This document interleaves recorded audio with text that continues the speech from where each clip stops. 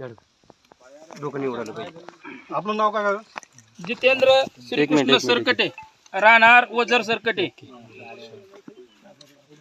याच्यात काही तलाठी मंडळ अधिकारी यांचा काही रेतीमाफियासोबत बघत त्याचा काही संबंध नाही. या ठिकाणी पॉइंट रेती घाट वजर सरकटे चालू असताना आजपर्यंत शासनाने रेती धारकाला 4-4.5 हजार काय ब्रास माल विक्रीसाठी त्यांनी पावती भरून रितसर घेतलेला आहे.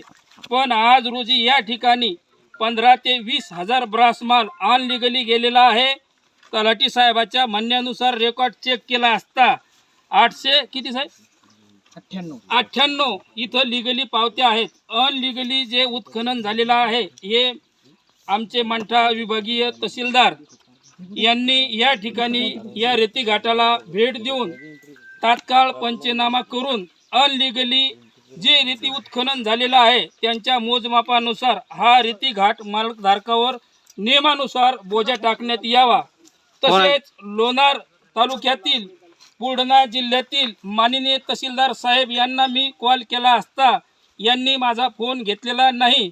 या ठिकाणाहून वझर आगाव ते लोणार या रस्त्यावर रोज 200 हायवा चालू आहेत. एकाही हायवाला इथून सकाळपासून पावती नाही. माननीय तहसीलदार साहेब ह्या रेती घाटाकून मालकाकून किती पैसे घेतलेत किंवा चहा पाणी झाली ते मला माहीत नाही. सर्रास या ठिकाणाहून रेती घाटानं वारंवार बातम्या लागूनही सुद्धा आपले जिल्ह्याचे जिल्हा अधिकारी मॅडम साहेब असतील, प्रशासन असन यांनी आतापर्यंत बातमी देणाराची कारवाई करणाराची कुठल्याही प्रकारची चौकशी केलेली नाही. ही चौकशी जर केली नाही तर या ठिकाणी आम्ही गावकरी आमरण उपोषण करण्यास तयार आहे. 2 दिवसामध्ये तात्काळ या ठिकाणी आमचे वजर सरकटे सजेचे तलाठी उपाड साहेब यांनी हा अहवाल आजच्या आज तहसीलदार मॅडम यांना देऊन तहसीलदार मॅडम यांनी कलेक्टर साहेबांना हे निवेदन देऊन उद्यापासून घाट बंद करण्यात यावा अशी आमची सर्व गावकऱ्याची मागणी आहे. या संदर्भात आपलं काय मत आहे? त्यांनी गाड्या किती नेल्या याच्याबद्दल मला फक्त रेकॉर्डनुसार तुम्हाला सांगता येईल की बाबा त्यांनी हा रेकॉर्ड जो ठेवलाय तो चेक करून मी तुम्हाला सांगितलं की 898 ब्रासचे उत्खनन त्यांनी कालच्या तारखेपर्यंत केलं. कोऱ्या पावत्या आढळत का नाही बरं एवढं सर, सांगा. आपली कार्बन जी कॉपी त्यांनी चौकशी केली समजा पात्राची, हो हो जर मोजमाप केलं याचा आपण अगोदरच अहवाल दिला होता. म्हणजे उपोषण इथं झालं होतं त्याच्या अगोदरच आपण अहवाल दिला होता. काय दिला होता अहवाल? तो तहसीलमध्ये दिलेला आहे बघा. बरं, उत्खनन आहे काय म्हणून. काय उत्खनन आहे म्हणून अतिरिक्त उत्खनन आहे किंवा नाही? नाही, ETS मोजणीसाठी आपण दिलेला होता. ETS मोजणी न करता आपण घाटका चालू केला. ते आपल्या हातात थोडी ETS आहे. नाही, त्याची मागणी केली होती साहेब.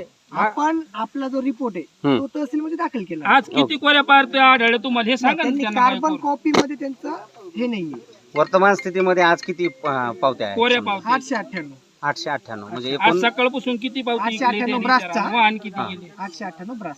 केवढं उत्खनन आज झालं? किती पावत्या गेल्या? किती ब्रासच्या पावती? 2 ब्रासची एक पावती 2 ब्रासची एक पावती गेली. त्याची नोंद आहे.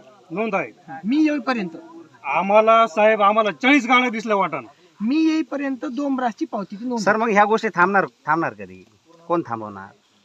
तुम्ही जर तुमच्या वरिष्ठांना हा निर्णय आपण दिलाय, दिलेला आहे. आम्हाला येताना वाटाणा आपण 40 आपला गाड्या अहवाल दिसल्या नाही, इथे एकच पावती आहे 2 आपण ब्रासची. आपला अहवाल दिलेला आहे. या पात्राची चाळणीच होणार ना सर. मग याच्या असं अगोदरही म्हटलं. आपण पंचनामा केलेला आहे. तोही आणि दाखल दुसरी काय होणार गोष्ट पंचनामा करून? आम्हाला दुसरी माहिती गोष्ट नाही. अतिरिक्त उत्खननाने इथल्या शेतकऱ्यांचं सुद्धा नुकसान आहे सर. हे जे आता पाणी इथं जिरणार आहे, माझ्या स्तरावरचं काम जे मी पाणी इथं जिरणार आहे. बंधूंना माझी विनंती आहे, आज रोजी आपण रेती घाटात भेट दिली असता पत्रकार बंधूंना माझी विनंती आहे, आज रोजी रेती घाटाला आपण भेट दिली असता तुम्ही 6 ब्रास 2 ब्रास किती गाड्या या ठिकाणी आढळून आल्यात याचं शासनाला बातमी सविस्तर लावावी. अशाच दररोज बगर पावत्याच्या या ठिकाणी गाड्या 2 महिन्यापासून चालू आहेत. बघू शकता तुम्ही live सकाळी दाखवू शकता. एकच पावती गेली. आम्हाला वाटाणा 40 गाड्या